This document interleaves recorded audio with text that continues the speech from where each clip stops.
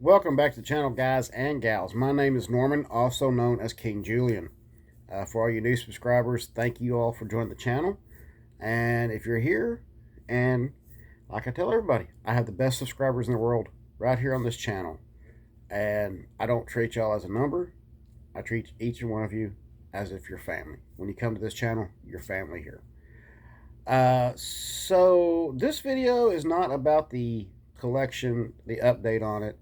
What we're doing here is something I've wanted to do for a very, very long time. And that was basically a two-thirds method. Some of y'all may have watched a video from, I believe his YouTube channel is Crazy Old Frozen Canuck. I could be wrong, or it's Frozen Canuck or something like that. Guy's in Canada and builds a lot of Kitbash O-scale version stuff. And I had looked into it, but I never had thought about the two-thirds method.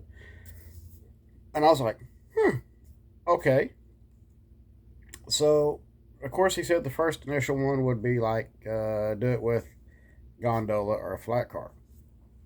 Try your hand at it. Well, if you've been on this channel long enough, you know I do a lot of kit bashing. I do a lot of scratch building just because of what I like to do. So with that being said, let me show you what I'm going to do. So we have an 027 Gondola, two of them. These are both MPC era plastic trucks on them. So, and these came in a parts lot. And that particular parts lot, if you break it down, was like, I think $1 a piece on that parts lot. 22 cars in there. Actually, it's probably, I'll say $1.50 per car. Okay. So, I got them for like really cheap a couple of years ago. So, we are going to do this two-thirds method. I'm going to start cutting. I'm going to use, instead of a hacksaw, a Dremel. Make sure you have a steady hand doing this.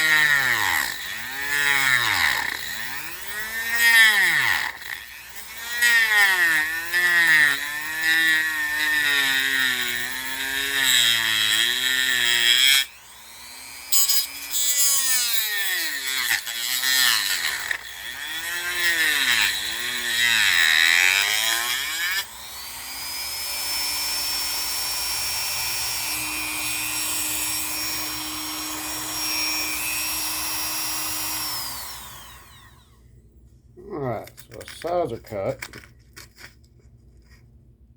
exactly where I needed it to cut.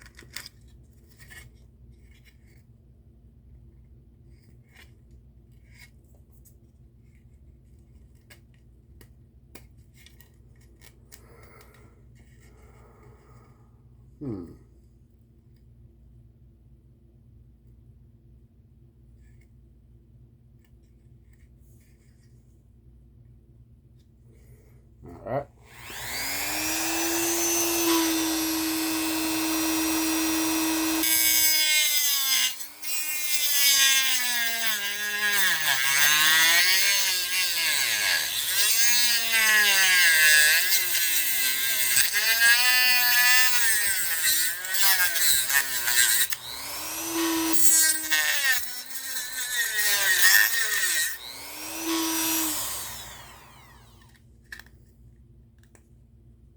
There we go. So that's cut.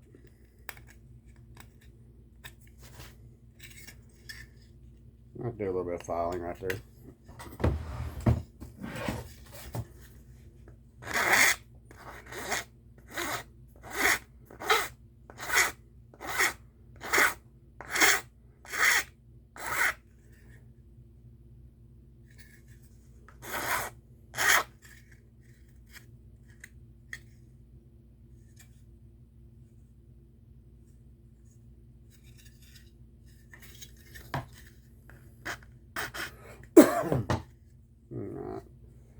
I guess we'll clean that up.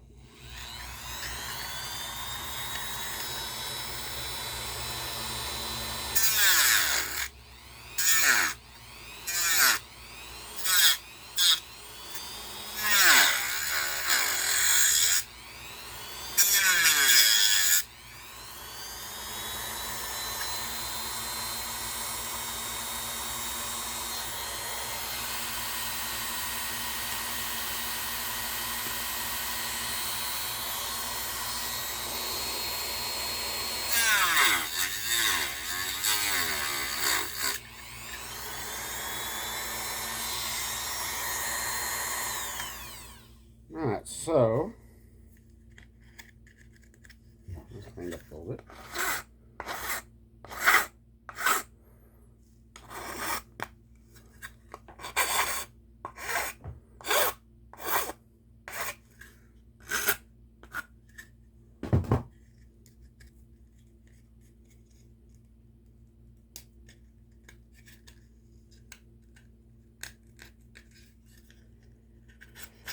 Alright. So we got 2/3 of the car. This right here we can, I don't know, we'll use it for something. Parts, pieces, who knows? So the essential thing is take this end and made it here and bring it to scale length. Well, almost scale length. Be pretty close.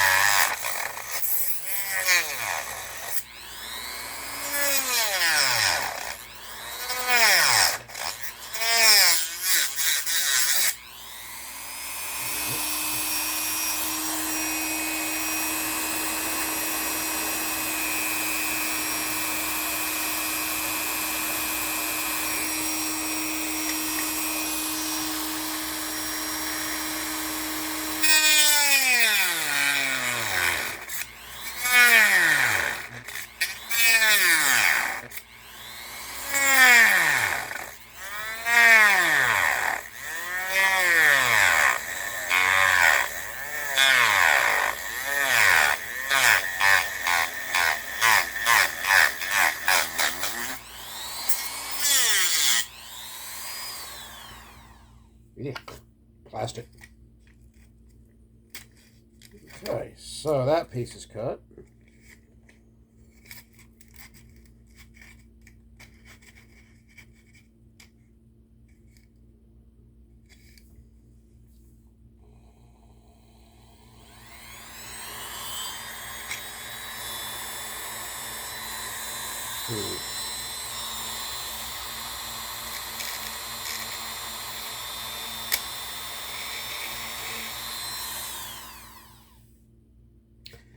Put you on hold here real quick because this one still has its trucks on it, so I've got to go grab a saw real quick. Hold on. Okay, sorry about that. So when all else fails, use a razor saw.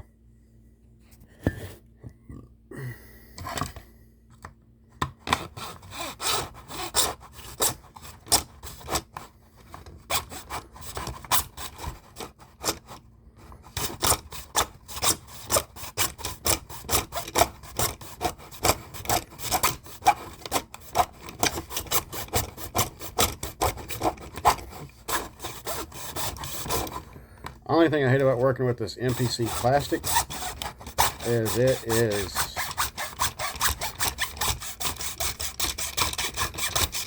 it's a durable plastic, but if you do any type of cutting on any type of friction, it gets like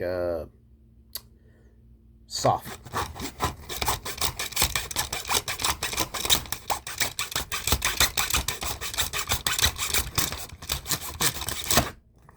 Alright, so there's that.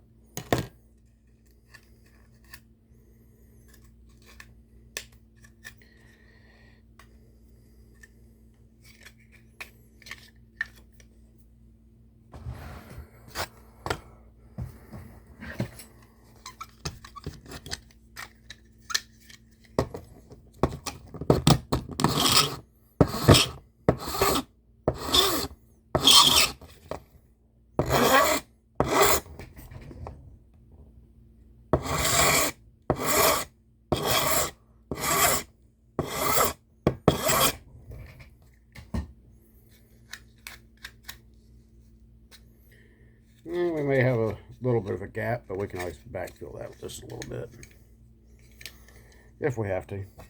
So now we take this piece and we put these two together. We got to take a look at it because we want it to fit just as nice and square as we can get it to make one long gondola.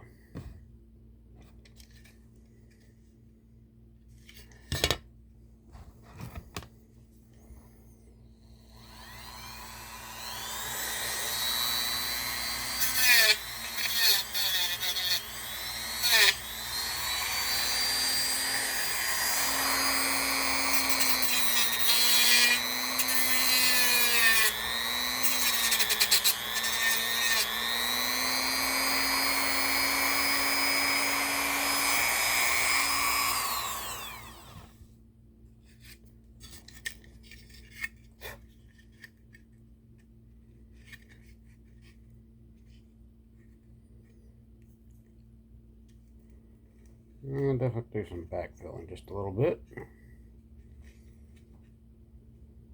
That's alright. Can definitely do that.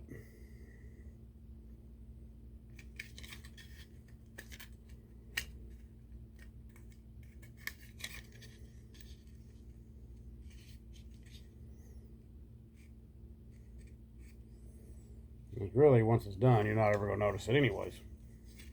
Unless you really just go looking.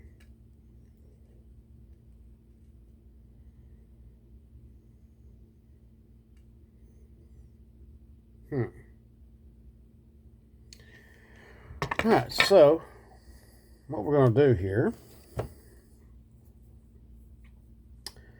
is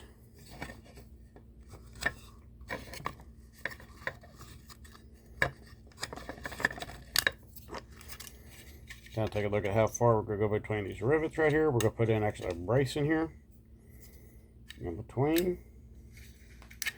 Doesn't have to be exact because I'm going to be doing something else in here to kind of give it some weight and be able to weight it down and be able to like be able to add some weight to it and detail wherever my son put my scale rulers at.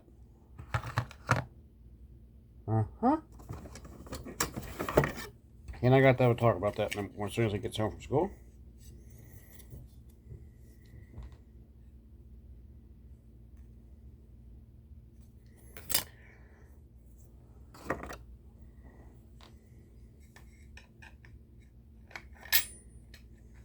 Depending on what part of the world you're standing in,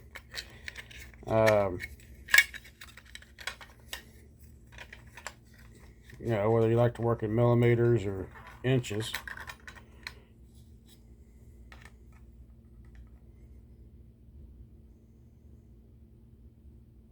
So we'll do an 1 1/4 inch long.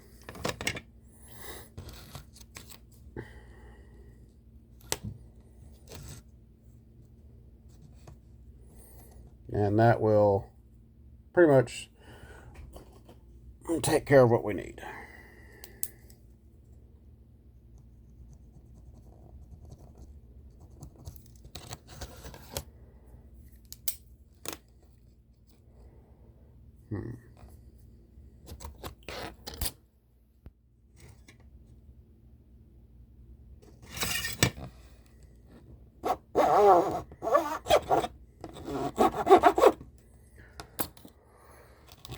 Make a scoring mark, or scoring mark, however you want to say it, depending on where you stand at. Here we go.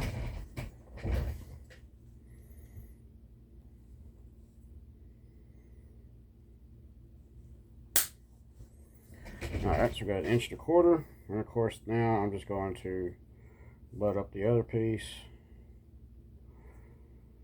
Right there. Alright. So we now have 1.25 inches and 1.25 inches. Little brace to go inside.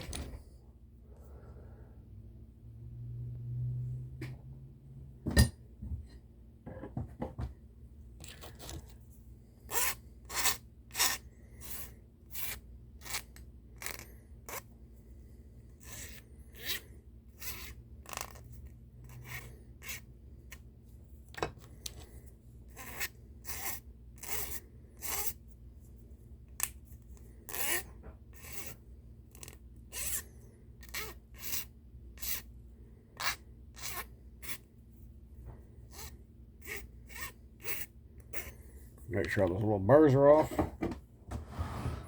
Wherever my son put down my glue at.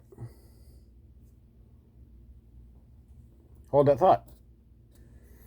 Sorry about that. Had to go get the glue.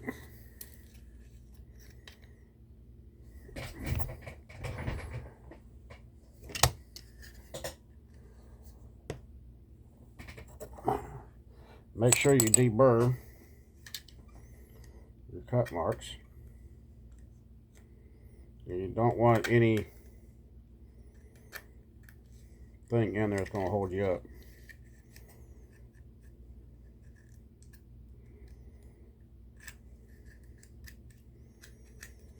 Bottom of the floor is fine because it's going to get backfilled anyways, just like I said. And I'll use my notorious old trick that I've used for a long time, that I actually prefer to use because it works a whole lot better than using a plastic field or a plastifield, and that is the JB Weld tank sealer, or as you can get it at O'Reilly's, called liquid metal or metal pill or something like that. I don't know. Don't quote me on that. Alright, so put this right in here. Just a little bit, because all you're going to be using this for is nothing more than like using it for an alignment pin on both sides.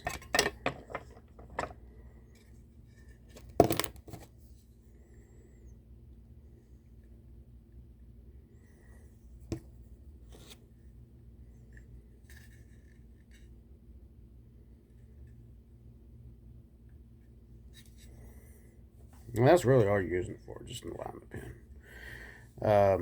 Now I know some of you guys are going to start yelling, "That's sacrilege, it's sacrilege." Well, not your model. You're not the one building it. You're not the one that paid for it.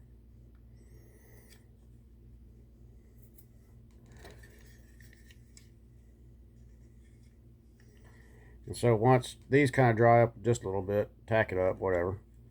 You can take it just like that in your alignment pins. They'll put everything nice and flush down in there so that the cars are level.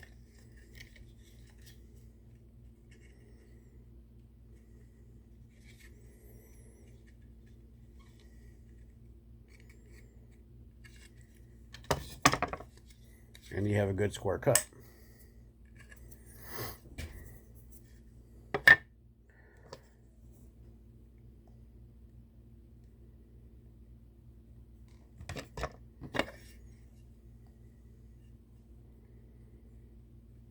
Again, these were, you know, cheap MPC era cars.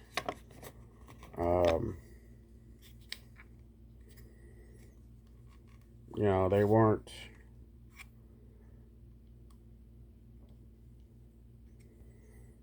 you know, spectacular. You know, they were just, that's exactly what they were. They were cheap MPC plastic cars. And they came in a parts lot, so why not utilize them, right?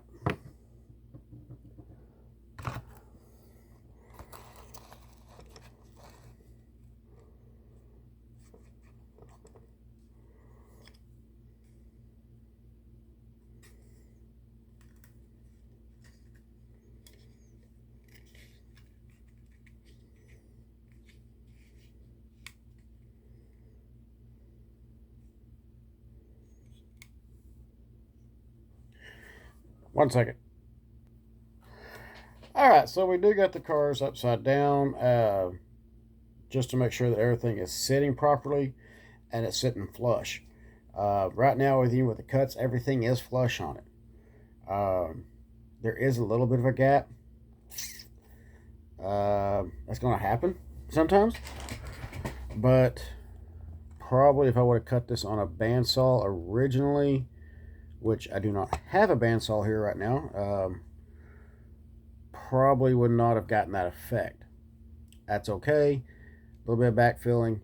You're not ever really going to notice it unless you pay really close attention to the sidewalls, and then you might see something and go, was that repaired? We'll just say it was repaired. But it's kind of funny because it says ATSF O'Neill. Kind of funny.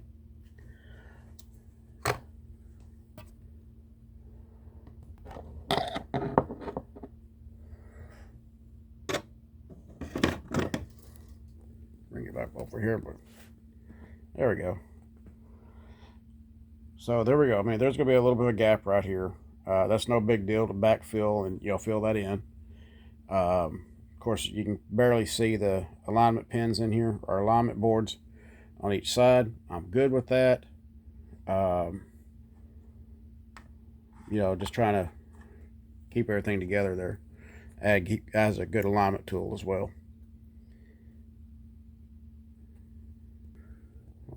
As always, keep the shiny side up, rubber down. I will see you on an update video here in a little bit after this all dries, and get the MPC era truck removed off of this, attached to the other car, and we'll actually use a nut and bolt on there to make sure it stays nice and tight. You don't have any slop. As always, keep shiny set up, rubber down. See you on the next video here in a little bit. And then we'll start working on a diesel tender tomorrow for the Union Pacific. See y'all then.